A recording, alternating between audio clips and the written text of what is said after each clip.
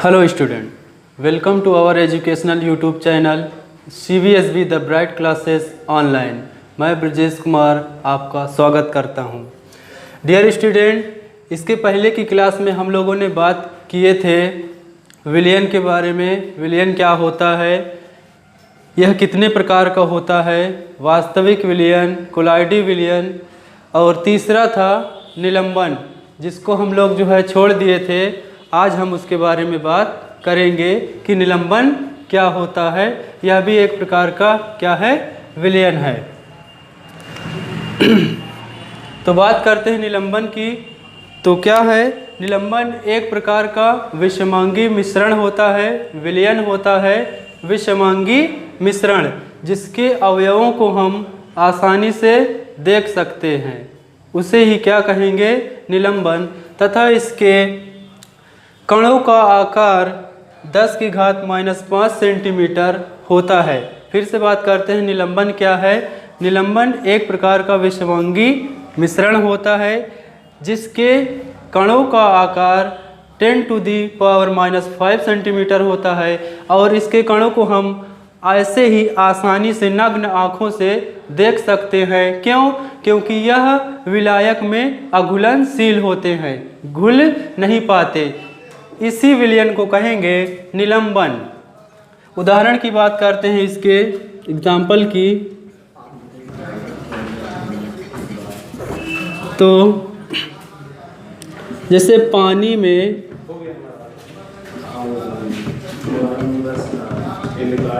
चाक अगर घोल दिया जाए, जो जनरली यूज़ किया जाता है लिखने में, तो अगर जो मिश्रण तैयार होगा, विलयन तैयार होगा, वो होगा क्या, निलंबन।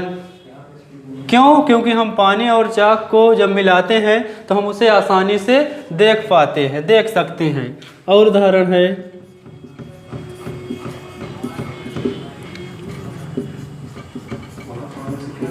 पानी में यदि हम आटे को मिला दें, क्या मिला दें, आटे को, तो उसे भी हम नग्न आँखों से देख सकते हैं। तो वो भी एक प्रकार का क्या है, निलंबन है। फिर से सुन लीजिए, निलंबन विषमांगी मिश्रण होता है। इसमें अघुलनशील कण होते हैं, जिसे हम नग्न आँखों से आसानी से देख सकते हैं, जिसमें कणों का आकार 10⁻⁻5 सेंटीमीटर होता है। तो ये था क्या, निलंबन।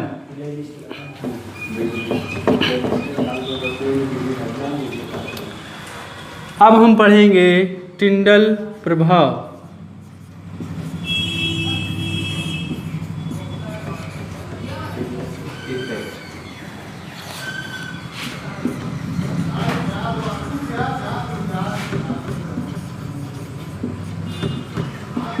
टिंडल इफेक्ट क्या होता है, टिंडल इफेक्ट।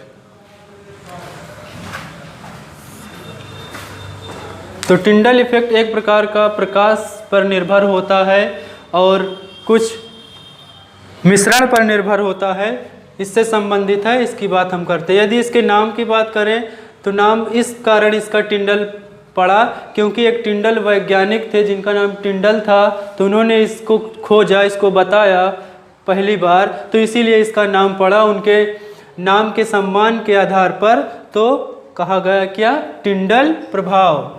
टिंडल नामक वैज्ञानिक ने खोजा था, इसलिए उन्होंने खोजे और बताए क्या, उस पे हम लोग जिक्र करते हैं। उन्होंने बताया कि यदि कोई माध्यम हो, सपोज दैट कोई विलयन है, क्या है, विलयन है, और उसमें हम प्रकाश को डालते हैं। क्या डालते हैं, प्रकाश, टॉर्च से। मान लीजिए क्या है, टॉर्च है। तो इससे हम यदि प्रकाश इसमें डालते हैं तो होता क्या है, हम समझते हैं।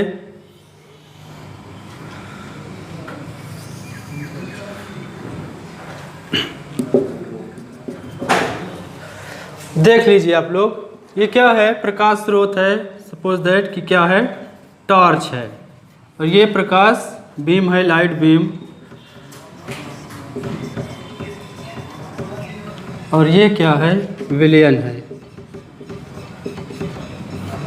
तो होता क्या है, इसमें हम लोग देख पा रहे हैं, यदि प्रकाश को किसी विलयन में प्रवेश कराया जाता है, डाला जाता है, तो जब वह विलयन में से होकर गुजरता है तो अपने पथ पे जिससे होकर वो गुजर रहा होता है, तो उसमें उपस्थित विलयन के कणों में जब पड़ता है तो विलयन के कण उस प्रकाश को प्रकीर्णित कर देते हैं। क्या कर देते हैं? प्रकीर्णित कर देते हैं, मीन्स फैला देते हैं। तो फैलाने की वजह से वह मार्ग चमकीला दिखने लगता है। कैसा दिखने लगता है? चमकीला, प्रकाशमय दिखने लगता है और शंकु जैसी संरचना बना लेता है। कैसी? कोन जैसी। कैसी संरचना बनाता है? कोन जैसी।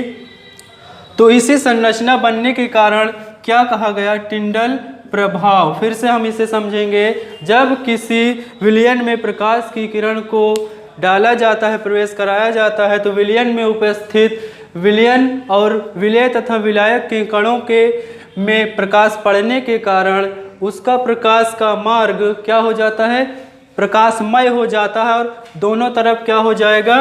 इधर अंधेरा रहेगा। क्या रहेगा? अंधेरा, इधर भी इधर भी। और ये प्रकाश मार्ग क्या हो जाएगा? चमकीला दिखेगा उसमें कणों में पड़ने के कारण, क्योंकि कण क्या कर देते हैं? प्रकाश को प्रकीर्णित कर देते हैं। प्रकीर्णित करने के कारण वह मार्ग चमकीला दिखने लगता है और कोन जैसी संरचना बना लेता है। इस कोन को प्रदीप्त शंकु कहते हैं। क्या कहते हैं? प्रदीप्त शंकु। और इसी प्रभाव को क्या कहा गया? टिंडल प्रभाव। फिर से सुनेंगे। जब किसी विलयन में प्रकाश को गुजारा जाता है तो उसमें से होकर उसका मार्ग प्रकाशमय हो जाता है तथा कोन जैसी संरचना बन जाती है। इस प्रभाव को ही टिंडल प्रभाव कहते हैं। एक उदाहरण और भी हम समझ सकते हैं। यदि कोई कमरा होता है, कमरा, और कहीं पर एक छोटा सा छिद्र हो और उसमें से प्रकाश आ सके, कमरे में एक छोटा छिद्र हो और उसमें से प्रकाश आ सके, तो उस पूरे प्रकाश मार्ग में क्या दिखता है? हमें चमकीला दिखता है और दोनों तरफ क्या दिखता है? अंधेरा दिखता है। तो इसी प्रभाव को हम क्या कहते हैं? टिंडल प्रभाव कहते हैं। या दूसरे एग्जाम्पल की बात करते हैं। बहुत ढेर सारा क्या हो? पौधे हो, जंगल हो, एक हिसाब से ऐसे समझ लीजिए, और उन पौधों की पंखुड़ियों और शाखाओं के बीच से जब प्रकाश आता दिखता है, वो भी प्रकाशमय दिखता है, जिसमें जितने में प्रकाश रहता है, और उसके आसपास क्या दिखता है? अंधेरा दिखता है। वो भी क्या होता है? टिंडल प्रभाव। तो इस प्रकार से हमने जाना टिंडल प्रभाव क्या होता है।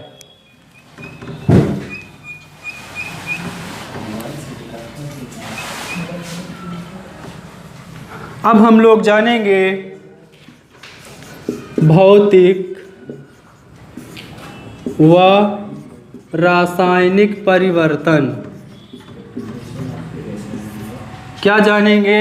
भौतिक व रासायनिक परिवर्तन। इसे आप लोग जो है छोटी क्लास में 6 में 7th में इनमें आपने पढ़े हैं। आज हम इसकी फिर से बातें करेंगे कि क्या होता है भौतिक व रासायनिक परिवर्तन। तो सबसे पहले जानेंगे भौतिक परिवर्तन क्या होता है। भौतिक परिवर्तन तो इसकी बात करते हैं। भौतिक परिवर्तन वह परिवर्तन होता है जिसमें पदार्थ का रंग, रूप, अवस्था आदि बदल जाती है। क्या बदलती है? भौतिक परिवर्तन वह परिवर्तन होता है जिसमें पदार्थ की रंग, रूप, अवस्था आदि बदल जाते हैं, लेकिन उसका कोई रासायनिक संगठन नहीं बदलता तथा कोई नया पदार्थ नहीं बनता। उसे ही कहेंगे भौतिक परिवर्तन। फिर से सुनिए, भौतिक परिवर्तन क्या है? वह परिवर्तन जिसमें पदार्थ की अवस्था, रंग, रूप, गुण आदि बदल जाए, लेकिन उसका जो केमिकल कंपोजिशन है जिससे वो मिलकर बना है उसका वास्तविक संगठन न बदले, उसे ही कहेंगे भौतिक परिवर्तन। यदि इसके उदाहरण की बात किया जाए तो आप लोग जो है इसे छोटी क्लास से ही पढ़ते चले आ रहे हैं। जैसे कि पानी का जमना, पानी का जमना यानी पानी से क्या बन जाए, बर्फ बन जाए, या बर्फ का पिघलना, ये भी क्या है, भौतिक परिवर्तन में ही आएंगे। क्यों? क्योंकि इसमें जो है इसका कोई रासायनिक संगठन यानी ये जो जिससे मिलकर बना हुआ है कार्बन और हाइड्रोजन से, इसमें कोई बदलाव नहीं हो रहा है, इसलिए यह क्या है, भौतिक परिवर्तन है। अब हम लोग बात करेंगे रासायनिक परिवर्तन का। क्या होता है रासायनिक परिवर्तन? भौतिक परिवर्तन के जस्ट अपोजिट होता है, लेकिन इसको कैसे बताएंगे आप लोग समझिए। साइंस क्या है, समझ कर पढ़ा जाता है। अगर इसको बिना समझे पढ़े कोई सोचे रट्टा मार के पढ़ ले तो कभी ज़िंदगी में वो सक्सेस नहीं हो सकता। इसमें रट्टाफिकेशन नहीं चलता, एकदम फैक्ट बात है। साइंस में जो लोग इसे अगर सोचते हो हम रट कर पढ़ लेंगे, रट कर कोई इल्म हासिल कर लेंगे, सक्सेस हो जाएंगे, नेवर, आप कभी सफल नहीं हो सकते। हाँ, कुछ समय के लिए ज्ञान अर्जित कर सकते हैं लेकिन सक्सेस नहीं होंगे। इसलिए जब भी पढ़िए तो समझ कर पढ़िए, ना कि पढ़ कर समझिए, समझ कर पढ़िए। ठीक है, तो हम समझ कर पढ़ेंगे रासायनिक परिवर्तन क्या होता है। तो देखिए, रासायनिक परिवर्तन क्या है? वह परिवर्तन जिसमें पदार्थ का रासायनिक संगठन बदल जाए। क्या हो जाए? रासायनिक संगठन बदल जाए और कोई नया पदार्थ बन जाए जिसे पुरानी अवस्था में न लाया जा सके, उसे कहेंगे रासायनिक परिवर्तन। फिर से सुनिए, वह परिवर्तन जिसमें पदार्थ का रासायनिक संगठन बदल जाए, जिसमें पदार्थ को पूर्व अवस्था में न लाया जा सके और एक नया पदार्थ बन जाए, उसे कहेंगे रासायनिक परिवर्तन। इसके उदाहरण की बात करते हैं। कौन कौन से उदाहरण के जरिए हम समझेंगे? जैसे कागज का जलना, कागज का जलना, इसमें आप लोग देखिए, कागज यदि जल जाएगा, उसे जला दिया जाएगा तो पुनः वह फिर से, यानी कागज जल जाएगा तो फिर वो कागज नहीं बनेगा, तो इसका पूरा रासायनिक संगठन ही बदल गया। तो इसलिए यह क्या है? रासायनिक परिवर्तन है। और भी कई उदाहरण है, बात करते हैं। जैसे मोमबत्ती का जलना, यहाँ पे नोटिस करिएगा, यदि मोम का पिघलना कहा जाए तो वो भौतिक परिवर्तन में होगा। अगर मोमबत्ती का जलना कहा जाए मतलब वो जल जाए, राख हो जाए, तब वो कहलाएगा रासायनिक परिवर्तन। अगरबत्ती का जलना, रासायनिक परिवर्तन। ठीक है, तो ये था भौतिक परिवर्तन और रासायनिक परिवर्तन।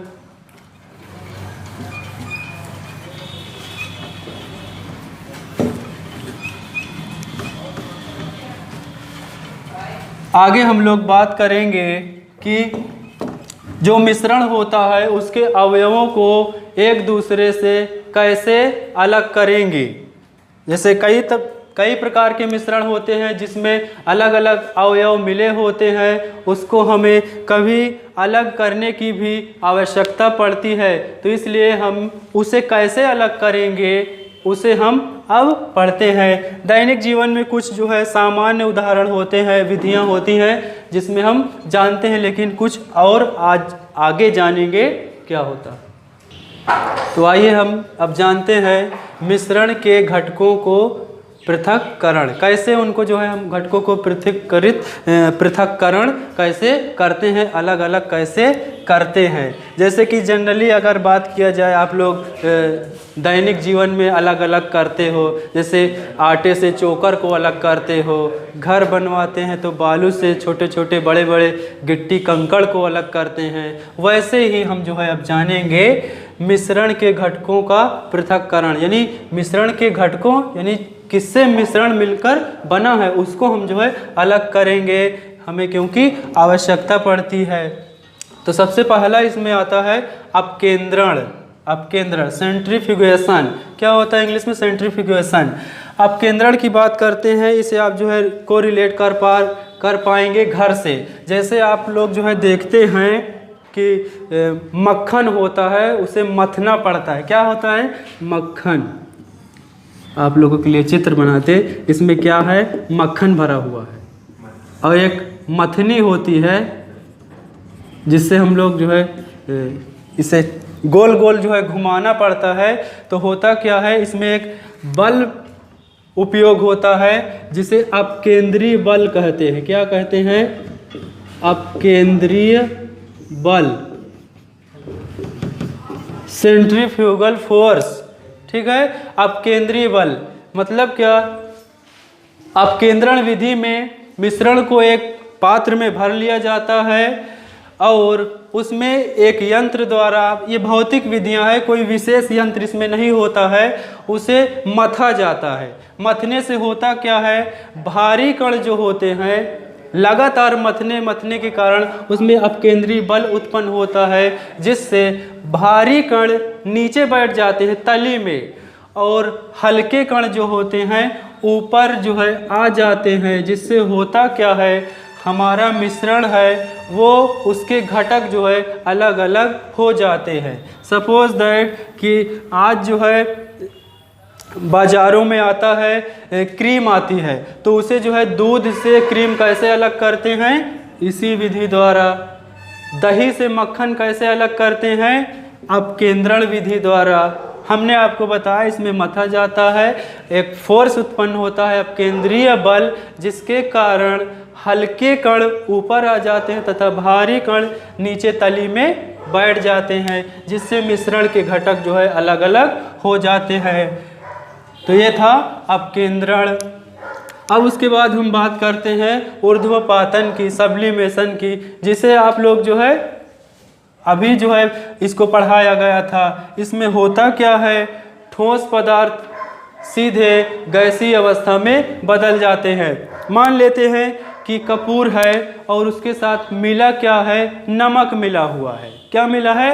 नमक। तो हम कौन सी विधि अपनाएंगे अलग करने के लिए? ऊर्ध्वपातन विधि अपनाएंगे। उसमें करेंगे क्या, उसको एक साथ रख दिया जाता है दोनों को। मान लीजिए इसमें क्या है, कपूर और नमक रखा हुआ है और मिक्स है, दोनों मिला हुआ है, मिक्स है, तभी तो मिक्सचर नाम पड़ा। तो इसे हम रख देंगे, होगा क्या, ऊर्ध्वपातन क्रिया होगी, जिससे कपूर गैसीय अवस्था में बदल जाएगा और इसमें शेष क्या बचेगा, NaCl यानी नमक, सोडियम क्लोराइड। क्या बचेगा? NaCl। तो इस विधि को क्या कहेंगे? ऊर्ध्वपातन। अब हम बात करते हैं क्रोमैटोग्राफी की।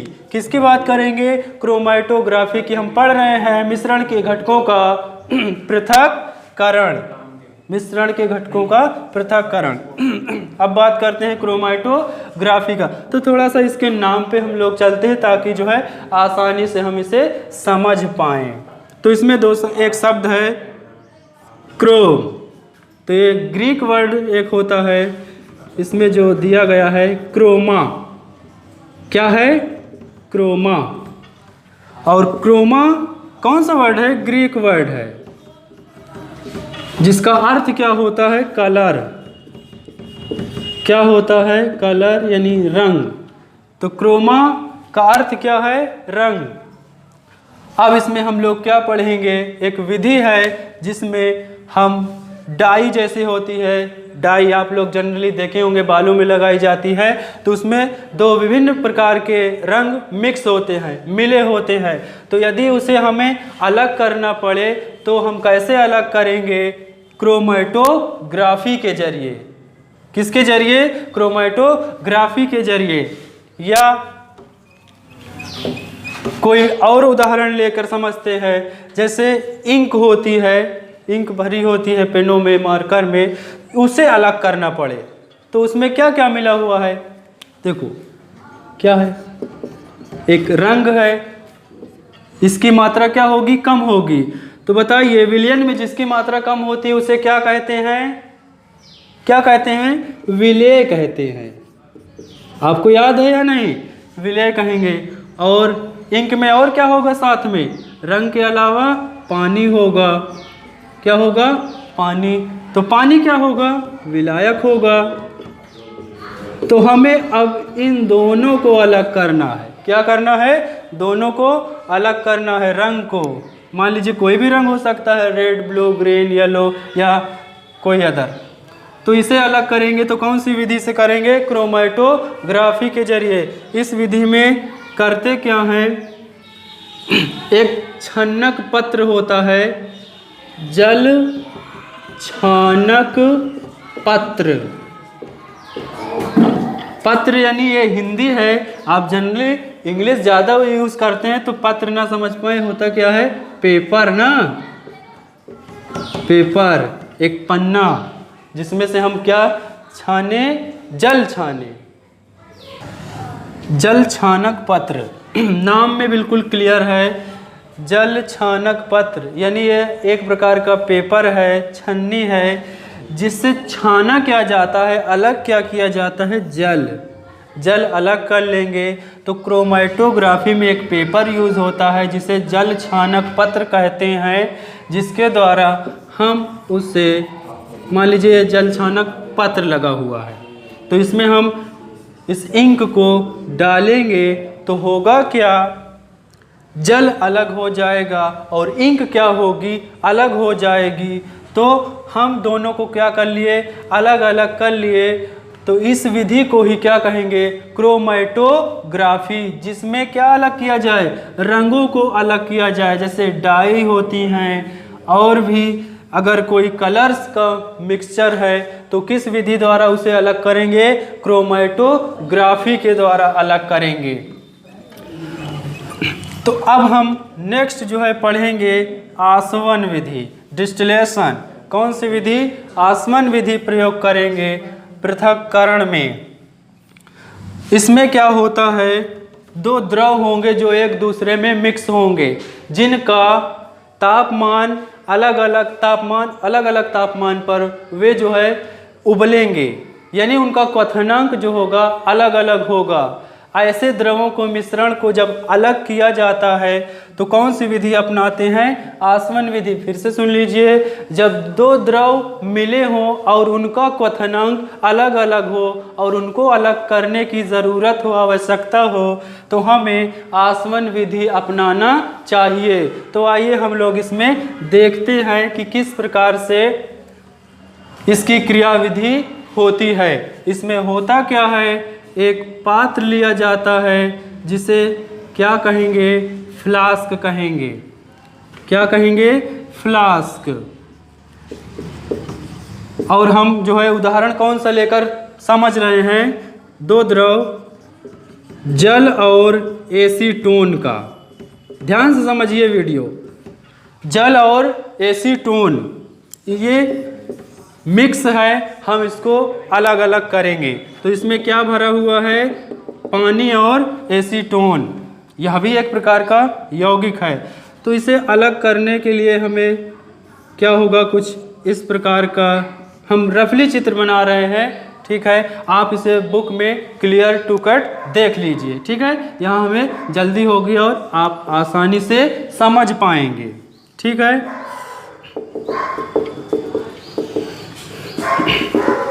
तो इस विधि में करेंगे क्या? उस दो द्रवों के मिश्रण को हम गर्म करेंगे। गर्म करने से होगा क्या?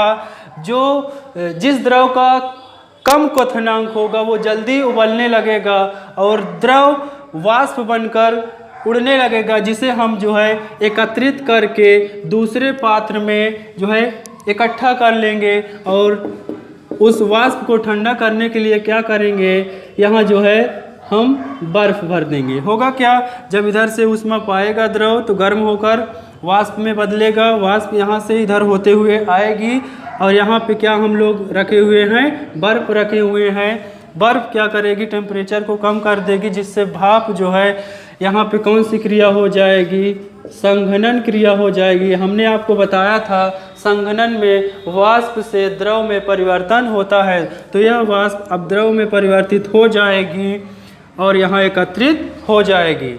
तो इससे होगा क्या, जल और एसीटोन अलग अलग हो जाएंगे। यहाँ पे हम एक बात क्लियर कर दें, आपको पता है जल का क्वथनांक क्या होता है, 100 डिग्री सेल्सियस। जल का क्वथनांक 100 डिग्री सेल्सियस और एसीटोन का 56 डिग्री सेल्सियस होता है। तो आप बताइए इसमें सबसे पहले कौन उबलेगा, तो उबलना प्रारंभ हो जाएगा एसीटोन और भाप में बदलकर इधर अलग हो जाएगा। शेष इसमें क्या रह जाएगा, क्या रह जाएगा, पानी रह जाएगा। क्यों, क्योंकि हम इतने ही तापमान देंगे ताकि यह वाष्प बनकर उड़ जाए और पानी इसमें एकत्रित रह जाए। इस प्रकार पानी और एसीटोन को हम अलग कर पाते हैं। इस विधि को आसवन विधि कहते हैं। यहाँ पे नोटिस करने वाली बात है, जल का सूत्र होगा H2O और एसीटोन का सूत्र होगा CH3COCH3। इसे आप लोग नोट कर लीजिए। नेक्स्ट है क्रिस्टलीकरण, क्रिस्टलाइजेशन। इस विधि में हम लोग जो है क्रिस्टल प्राप्त करते हैं। करेंगे क्या, इसकी जो है हम क्रिया विधि समझते हैं, किस प्रकार से हम पृथक्करण करते हैं। यह एक प्रकार से वाष्पन से मिलता जुलता एक क्रिया विधि है, मिलती जुलती एक क्रिया है। किससे, वाष्पन से। जिस प्रकार आप जो है समुद्री जल से नमक को अलग करते हैं, इसकी क्रिया विधि समझते हैं। मान लीजिए इस पात्र में क्या रखा हुआ है, समुद्री जल, मतलब समुद्र का पानी। आप जानते हैं इसमें क्या होता है, किसकी मात्रा होती है, NaCl की, सोडियम क्लोराइड की। तो इसमें जो है होगा क्या, इस समुद्री जल को हम वाष्प देंगे या जनरली टेम्परेचर इसको जो है सन द्वारा प्रोवाइड करा सकते हैं, मतलब धूप में इसे रख देंगे तो धीरे धीरे होगा क्या, इसमें का सारा पानी वाष्प बनकर उड़ जाएगा, यहाँ से गायब हो जाएगा। गायब नहीं हो जाएगा इसमें मतलब कोई जादू नहीं है, एक क्रिया होगी, क्या, वाष्पन होगी, जिससे पानी वाष्प बनकर उड़ जाएगा, शेष इसमें NaCl बच जाएगा। तो लेकिन इस क्रिस्टलीकरण विधि में जो हम लोग इस प्रकार क्रिया विधि अपनाते हैं उसमें क्रिस्टल प्राप्त होते हैं, कण प्राप्त होते हैं। तो इस प्रकार से इसे क्या कहेंगे, क्रिस्टलीकरण। इसमें हम क्या प्राप्त करते हैं, क्रिस्टल प्राप्त करते हैं। तो इस प्रकार से हमने जाना क्या कि मिश्रण के घटकों को किस प्रकार से अलग अलग करते हैं। तो लगभग यह चैप्टर अब कंप्लीट होता है। आप लोग इसे नोट डाउन कर लीजिए। तो स्टूडेंट, आज की वीडियो में बस इतना ही। नेक्स्ट वीडियो में हम लोग पढ़ेंगे नेक्स्ट चैप्टर जो है क्या, एटम एंड मॉलिक्यूल्स। तो इस वीडियो को आप लोग ज़्यादा से ज़्यादा शेयर कीजिए, लाइक कीजिए तथा चैनल को सब्सक्राइब कीजिए। Thank you.